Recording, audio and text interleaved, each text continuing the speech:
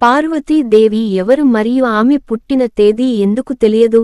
విశ్వం వెనుక ఉన్న ఆదిపరాశక్తి అయిన ఆది పరాశక్తి, దేవత లేదా దేవి పరమ బ్రహ్మంగా గుర్తించబడినది, మా పార్వతిగా జన్మిస్తుందని నమ్ముతారు. ఆమె హిమవన్ తండ్రి మరియు మైనవతి తల్లి ల కుమార్తె.